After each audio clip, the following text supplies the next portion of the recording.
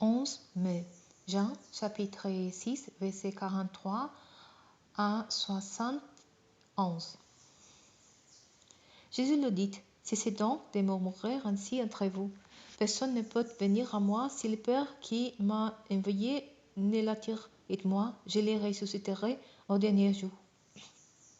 Dans les écrits des prophètes, vous pouvez lire cette parole. Dieu les instruira tous. Tout homme qui écoute la voix du Père et qui est instruit par lui vient à moi. Personne n'a jamais vu le Père, sauf celui qui est venu d'auprès de Dieu. Lui, il a vu le Père. Vraiment, j'ai vu le sûr. Celui qui croit la vie éternelle, car je suis le pain qui donne la vie. Vos ancêtres ont bien mangé la manne dans le désert, et cela ne les a pas empêchés de mourir. Mais c'est ici le pain qui descend du ciel. Celui qui en mange ne mourra pas.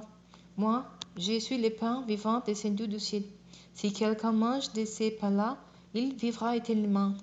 Le pain que je donnerai pour que le monde vive, c'est mon propre corps. À ces mots, les Juifs se mirent à discuter vivement entre eux, disant, comment cet homme pourrait-il nous donner son corps à manger? Alors Jésus leur dit, oui, vraiment, je vous l'assure, si vous ne mangez pas la chair du Fils de l'homme, et si vous ne buvez pas son sang, vous n'aurez pas la vie en vous. Celui qui se nourrit de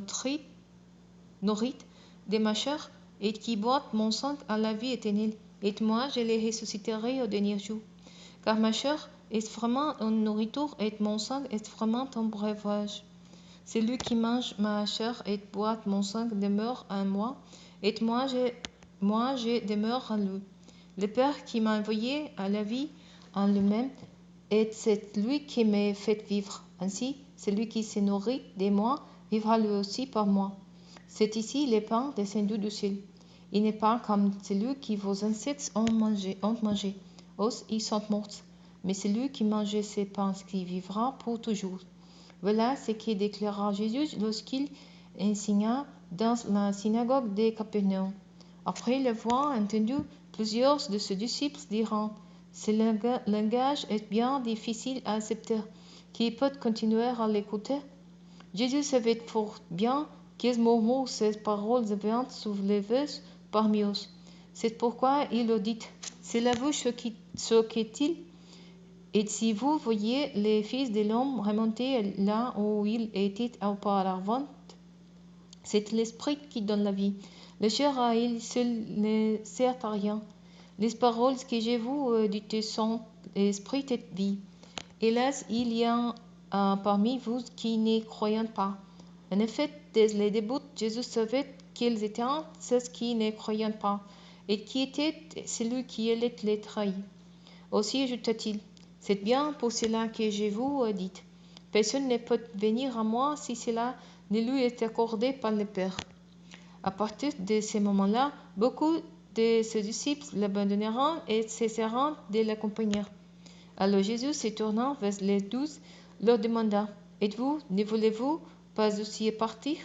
Mais Simon, Pierre, lui répondit, Seigneur, qui irons-nous? Toutes les paroles de la vie éternelle. Nous avons mis toute notre confiance en toi et nous savons que tu es le Saint, envoyé de Dieu. N'est-ce pas par moi qui vous a choisi tous les 12? Reprit Jésus. Et pourtant, l'un de vous est un diable. Par ces mots, il désignait Judas, fils de Simon Iscariote, l'un des 12, qui allait les trahir.